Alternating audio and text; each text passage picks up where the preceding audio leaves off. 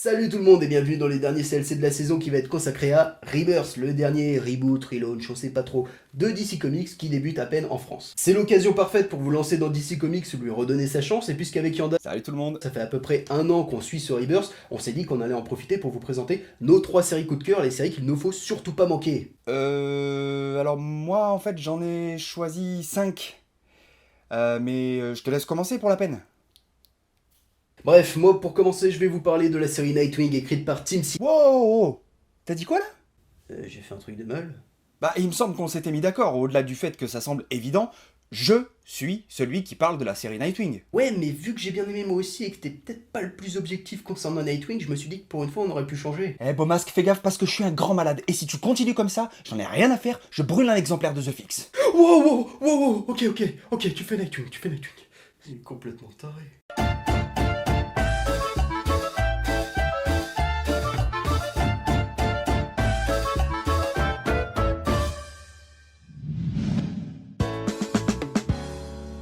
On commence donc avec le premier arc de la série Nightwing Rebirth, scénarisé par Tim Seeley et dessiné par Javier Fernandez. Les 4 premiers épisodes sont déjà disponibles dans le kiosque Batman Rebirth, tandis que le tome 1 librairie sort lui le 15 septembre prochain. Dick Grayson est enfin de retour à Gotham City et sous le masque de Nightwing. Il décide de s'attaquer au Parlement des hiboux. En fait c'est la version internationale, donc un cran au-dessus de la cour des hiboux. Parce que Nightwing, tu vois, normal. Sauf que pour pouvoir affronter une telle menace, il va devoir faire équipe avec un personnage aux méthodes assez expéditives et à l'opposé de notre héros, répondant au nom de Raptor. Je trouve que ce que propose Tim Seeley sur la série Nightwing Rebirth est vraiment très malin. Malin parce que, en fin de compte, il y en a pour tout le monde, et ça remplit donc parfaitement le but du relaunch Rebirth. C'est accessible pour les nouveaux lecteurs et un très bon point d'entrée, il y a quelques allusions aux événements des New 52 ou à la série Grayson pour ceux qui ont lu les titres, et pour les lecteurs plus anciens, c'est avec beaucoup de plaisir qu'on voit le scénariste s'amuser à placer quelques références ou à mettre en avant des relations emblématiques entre certains personnages. Côté histoire, là encore c'est réussi, on sent cette idée d'héritage et de retour aux sources puisque le personnage est reconnecté au Bat-Univers, mais tout au long de l'histoire, il retrouve aussi son indépendance de façon justifiée et logique. Au dessin, Javier Fernandez propose des planches très dynamiques avec des rendus de mouvement très réussis. Pas mal de détails dans ses dessins et je trouve que son style colle parfaitement à l'ambiance de la série. Vous l'aurez compris, que ce soit en kiosque ou en librairie, je vous recommande très clairement la série Nightwing Rebirth. Bon alors et toi Beaumasque, si tu devais résumer ton avis sur la série en une seule phrase, tu dirais quoi? Lisez Nightwing, c'est mieux que Batman. On va en reparler de ça. Alors moi je vous conseille vivement de lire Deathstroke qui est peut-être la surprise de ce DC Rebirth, qui est d'ailleurs nominé aux Eisner Awards pour vous donner une idée de sa qualité. C'est bon, celui-là tu l'as pas lu? Je peux le faire? Ok. Scénarisé par Christopher Priest, on y suit Slade Wilson, alias le meilleur tueur à gages au monde et peut-être l'un des meilleurs vilains de comics d'ailleurs, qui voit la tête de plusieurs de ses proches mis à prix. L'occasion pour le scénariste de revenir sur les origines du personnage, sa relation compliquée avec son ex-femme ou son meilleur ami Wintergreen, mais aussi sa responsabilité dans le destin tragique de ses enfants Joseph et Grant, tout ça alors qu'il renoue avec sa fille cachée Ravager et qu'il doit déjouer les plans d'un dictateur africain et d'anciens alliés. Si vous connaissez Deathstroke, vous allez prendre votre pied, et si vous connaissez pas du tout le personnage, vous êtes bien tombé. Christopher Priest refait l'histoire du personnage et écrit parfaitement Slade Wilson, qui est peut-être la définition du mot badass, mais aussi la définition du parfait enfoiré, qui détruit tout ce qu'il touche sans que ça l'émeut. La psychologie des personnages, les multiples intrigues, les allers-retours dans le passé et le présent, sérieux, Christopher Priest fait vraiment un énorme travail sur cette série, et quoi de mieux pour le récompenser que de lire Deathstroke. Je vous conseille vite fait au passage de lire Titan, qui est certes loin d'être aussi bon que Deathstroke, mais on peut pas parler de l'un sans l'autre. C'est une série assez plaisante avec pas mal de défauts, mais on retrouve un peu l'esprit Titan et ça fait plaisir. En plus, pour une fois, le dessinateur Brett Booth rend des dessins assez corrects. C'est aussi rare qu'un bon comics de Bendis, alors profitez-en. En deuxième titre, j'ai choisi de vous parler de Batman Rebirth, scénarisé par Tom King et dessiné par David Finch, sauf l'épisode spécial Rebirth dans lequel Scott Snyder participe au scénario avec King, tandis que c'est Michael Ranin qui réalise les dessins. La série est elle aussi disponible dans le kiosque Batman Rebirth. Merci Captain Obvious. Quant au format librairie, ce dernier est disponible depuis le 9 juin 2017. Alors que le Chevalier Noir continue d'assurer la protection de sa ville, deux nouveaux héros dotés de super pouvoirs font leur apparition en se déclarant les nouveaux protecteurs de Gotham City. Comment va réagir Batman et comment être sûr des véritables bonnes intentions de ces nouveaux bienfaiteurs? Série phare des New 52 à la qualité parfois controversée et surtout une des seules à avoir eu la même équipe créative sur quasiment l'ensemble de la période, Batman Rebirth est pour le coup assez différente de sa prédécesseur selon moi. Je trouve qu'on sent vraiment la présence de Scott Snyder au scénario du numéro Rebirth, avec l'intervention et la présence de personnages dont Tom King ne semble pas trop savoir quoi en faire. Ce message implicite est à l'attention de Duke Thomas. Merci. Puis au fil des numéros, le scénariste se démarque de son aîné, pose ses bases et développe sa trame de façon plus fluide et plus agréable. Sa caractérisation de Batman est parfois presque un peu caricaturale dans la badass attitude. Non, parce que bon, faire un rodéo sur un avion qui est en train de se cracher, je veux bien, mais bon, voilà quoi. Pour autant, le personnage reste hyper intéressant dans ses relations avec les autres protagonistes, ses différents choix et ses réactions. King en profite pour poser quelques éléments de continuité pour les lecteurs New 52, mais là aussi ça reste très accessible. Et si vous n'avez pas lu le run de Scott Snyder et Greg Capullo, ni même jamais lu de titre Batman, vous pouvez très bien démarrer avec ce titre. Et même si Beaumasque n'est visiblement ce coup-ci pas de mon avis, C'est de la merde. je trouve que ce premier tome de la série Batman Rebirth est globalement sympa et réussi, avec un final qui donne vraiment envie de découvrir la suite. Autre bonne surprise, le Green Arrow de Benjamin Percy qui scénarisait déjà la série avant le relaunch. Alors, avez-vous besoin de lire la précédente série? Oui. Ok, Rebirth c'est censé être un bon point d'entrée, c'est censé revenir aux bases, mais lire le run de l'émir et ce qu'a construit Percy juste avant, bah c'est pas un mal, au contraire. L'intérêt principal de la série, outre ses dessins, c'est le retour du couple Black Canary Green Arrow, un couple que tout le monde adore, qui était totalement inexistant des New 52, et ça fait du bien de les revoir ensemble parce que bordel, c'est un couple qui marche bien. Ajoutez à ça qu'il continue de développer des idées de l'émir comme Emiko, la sœur d'Oliver Queen, qu'il crée des menaces sur le long terme, qu'il revient un peu sur le cas Roy Harper, et qu'on n'est pas loin de revoir le duo Green Arrow Green Lantern se reformer à l'avenir. Tu la sens la série qui est cool? Bref, Green Arrow c'est une série très sympa et c'est une bonne alternative si t'en as un peu ras-le-bol du Chevalier Noir. Et on continue avec la série Detective Comics Rebirth, scénarisée par James Tynion, 4ème du nom, et dessinée par Eddie Barrows, Alvaro Martinez et Alvario Nuevo. Cette série est elle aussi disponible dans le mensuel kiosque Batman Rebirth, et le tome 1 librairie est disponible depuis le 7 juillet 2017.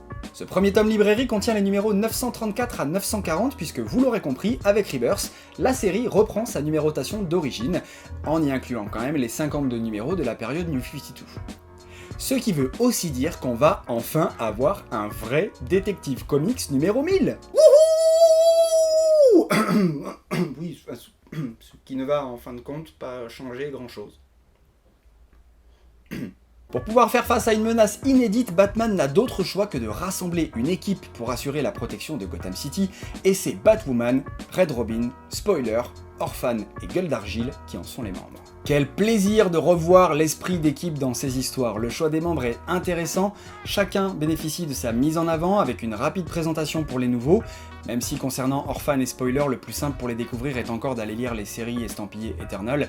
Les interactions entre chacun fonctionnent hyper bien et là aussi sont très bien trouvées.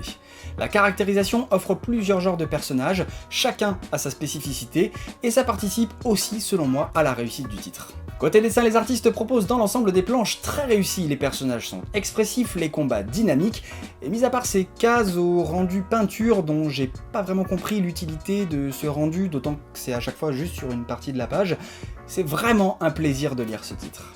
La menace inédite présentée dans ce tome sera d'ailleurs réutilisée plus tard pour la série solo Batwoman, et j'en profite pour vous en toucher deux mots car c'est une série que je trouve également très réussie. Même si le titre bénéficie d'un mini-arc introductif dans la série Detective Comics, ce n'est pas un spin-off de cette série, mais bel et bien un titre indépendant. Le scénario de Marguerite Bennett nous présente un personnage toujours aussi charismatique et explore de façon intelligente une nouvelle facette du passé de l'héroïne. L'histoire prend son temps et c'est vraiment intéressant. Au dessin, Steve Epting propose un travail superbe et se détache petit à petit de la marque de fabrique imposée par J.H. Williams III, notamment au niveau de la construction des pages, et parvient à trouver sa propre identité graphique qui est tout aussi magnifique. Le titre n'a pas encore été annoncé en France, que ça soit en librairie ou en kiosque, mais faisant partie des titres de la deuxième vague Rebirth, c'est pas vraiment étonnant. On peut donc juste espérer qu'à terme, Urban nous propose ce titre. Si une série représente parfaitement le Rebirth, c'est Superman. Scénarisé par le couple Thomas et Gleason, déjà derrière le Batman et Robin des New 52, Superman nous présente une nouvelle étape dans la vie de Clark Kent, la paternité. Et j'ai envie de dire enfin, il était temps que Lois et lui comprennent comment on fait des bébés. La série va donc suivre cette petite famille qui a la particularité, et là accroche-toi parce que c'est un peu complexe, de provenir de l'ancienne continuité d'ici, celle avant les New 52, donc j'ai envie de dire que ce Superman et cette Lois, c'est un peu le vrai Superman et la vraie Lois. Après des années à se cacher, il se révèle enfin au grand jour et tandis que Superman essaye un peu de remplacer le Superman des New 52, qui est littéralement devenu une bouse, son fils John découvre peu à peu ses pouvoirs et se révèle être potentiellement le Sangohan de DC Comics. J'aime beaucoup cette série, elle est pas parfaite, elle a de très bons arcs comme d'autres très discutables, mais honnêtement, à part American Alien, ça faisait combien de temps qu'on n'avait pas lu du bon Superman? En plus, la série alterne bien entre des conflits cosmico-temporels assaisonnés au multiverse et des tranches de vie un peu plus posées où on nous redéfinit Lois et Clark et on nous présente un nouveau personnage assez attachant, John. Donc je vous conseille de lire Superman même si vous n'aimez pas le personnage, je vous conseille aussi de lire un peu le prologue à cette série Lois et Clark qui est sorti récemment chez Urban Comics et quand ça sortira, de lire le spin-off à cette série, Super Sons. Super Sons c'est quoi? C'est un peu le titre Batman et Robin Jr. Donc on suit Damian Wayne et Jonathan Kent, donc Superboy et Robin, qui s'unissent et qui forment un duo assez explosif, un peu comme leur paternel. Tiens, Yanda, qu'est-ce que t'en penses? Super Sons, oui, j'ai lu le numéro 1 et ça fonctionne très bien, la dynamique entre les deux héros est plutôt cool. À voir pour la suite, mais j'attendrai la VF pour lire la suite. Wonder Woman Rebirth tome 1, scénarisé par Greg Rucka et dessiné par Nicolas Scott, disponible en librairie depuis le 9 juin 2017, contient les numéros 2, 4, 6, 8, 10, 12 et 14 de la série. Et là vous allez me dire... Et attends, mais pourquoi il y a que les numéros pairs dedans? Il y a du contenu en moins? On s'est fait arnaquer en achetant ça ou c'est comment? Non, pas du tout. Comme vous le savez peut-être aux États-Unis, la série est bimensuelle, on a donc 2 épisodes par mois. Et bien, pour Wonder Woman, il s'agit de 2 histoires différentes. Une première dans les numéros pairs contenus dans ce tome, et une seconde dans les numéros impairs qui seront rassemblés dans le tome 2. Ce premier tome intitulé Année 1 nous raconte, comme son titre le laisse présager, les premières aventures de Diana, comment elle est devenue Wonder Woman et son arrivée dans le monde des hommes. Bien qu'il s'agisse une nouvelle fois d'une origin story, celle-ci a quand même le mérite d'être bien exécutée, c'est évidemment on ne peut plus accessible, c'est même selon moi le meilleur comics que vous puissiez conseiller à quelqu'un qui est allé voir le film mais qui n'a jamais lu de comics. Pour autant, les fans de longue date ne seront ni oubliés ni en reste, car Rucka combine différents éléments des origines des versions précédentes et apporte aussi quelques nouveautés au passage, notamment sur certains personnages, que là encore, les fans de longue date pourront reconnaître. L'histoire se lit vite, pose des bases intéressantes, et on sent que ça va un tout petit peu plus loin qu'une simple origin story, bien que le tome puisse tout à fait se suffire à lui-même pour un néophyte. Au dessin, Nicolas Scott réalise un travail vraiment superbe, comme d'habitude j'ai envie de dire, les dessins sont hyper détaillés, les combats sont hyper dynamiques, et même si j'ai pas pu m'empêcher de noter parfois quelques expressions de regard un peu vides, globalement les personnages sont hyper expressifs, et le rendu est vraiment top. Wonder Woman Rebirth tome 1 année 1 est pour moi une bonne lecture pour faire découvrir le personnage aux nouveaux lecteurs, mais aussi pour lire ce qui semble être la base d'une histoire plus complexe, dont les enjeux et les conséquences seront pleinement dévoilés et exploités dans le prochain tome. Et enfin pour terminer, je voulais vous parler d'un titre qui a été annoncé par Urban pour la fin d'année 2017 mais dont on n'a pas encore de date précise de sortie, Trinity. Scénarisé par Francis Manapoul et dessiné également par Francis Manapoul, remplacé sur certains numéros par Clayman ou Emanuela Lupacchino. La série nous montre les 3 plus grands héros de l'univers DC à nouveau réunis, mais avec un nouveau Superman. Ils vont donc devoir réapprendre à se connaître, à se faire confiance et à travailler ensemble. Le scénario est plutôt intéressant, Manapoul profite de son histoire pour faire voyager ses héros à leur point de départ, l'événement qui a engendré ce qu'ils sont devenus aujourd'hui, et on suit donc avec eux ce voyage psychologique dont les enjeux se dévoilent au fur et à mesure. Le dénouement est un peu rapide et la résolution assez simple en fin de compte, mais j'ai quand même pris beaucoup de plaisir à lire cette histoire, illustrée de façon magnifique par chacun des artistes. En fait, chaque artiste s'occupe d'un numéro centré sur un personnage, on associe donc un style graphique à un des membres de la Trinité, et ça fonctionne très bien. Trinity, sans être un chef-d'œuvre ultime, reste pour moi une très bonne lecture, et je vous invite à suivre de près l'annonce de sa date de sortie chez nous. C'est tout pour mes conseils Rebirth, surtout parce qu'on m'a limité en fait, j'avais d'autres séries à aborder, mais bon, il a fallu que je fasse des choix. Cela dit, merci quand même Beaumasque pour la proposition de chronique. Ce fut un plaisir Yanda, merci d'avoir épargné The Fix, espèce de monstre, je me pencherai. Je vous souhaite de bonnes vacances et surtout n'oubliez pas, manger de la glace à la noix de coco, c'est très rafraîchissant.